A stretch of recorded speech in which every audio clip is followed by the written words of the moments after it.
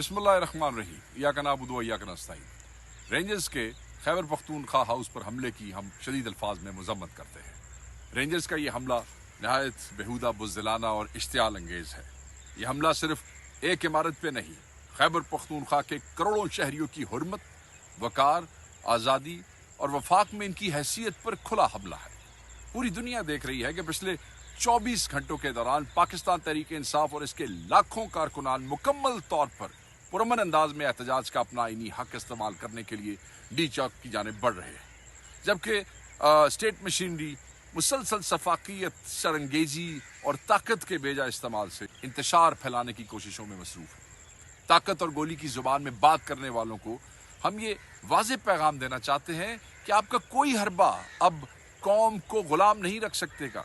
ये फस्ताई हुकूमत के लिए मैसेज है कि तुम हमें गुलाम नहीं बना सकते हो। हकीकी आज़ादी की ये तहरीक अब थमेगी नहीं। जालिमों को छुपने के लिए कोई जगह नहीं मिलेगी। जब तक इमरान खान साहब का एक कारकुन भी मौजूद है, मैं ये समझता हूँ कि इस हुकूमत के सियासी गुमाश्तों के खिलाफ पुरअमन मगर फैसला कुन जंग जारी रहेगी। पख्तूनख्वा हाउस पर हमला करने वालों का मुहासबा अवाम खुद करेंगे, मगर इससे तहरीक पर किसी किस्म का कोई मनफी असर ना होगा। मैं दोबारा कहूँ, तहरीक जारी रहेगी।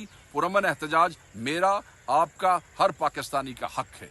ये हमें डरा सकते हैं, धमका सकते हैं और ना इन बुज़दिलाना, गैर आइनी और गैर कानूनी हमलों से हमें पसपाक कर सकते हैं। हम पाकिस्तान और अपनी कौम को हकीकी तौर पर आज़ाद करवा के ही दम लेंगे इंशाअल्लाह। अल्लाह आपका हामी और नासिर हो। Thank you.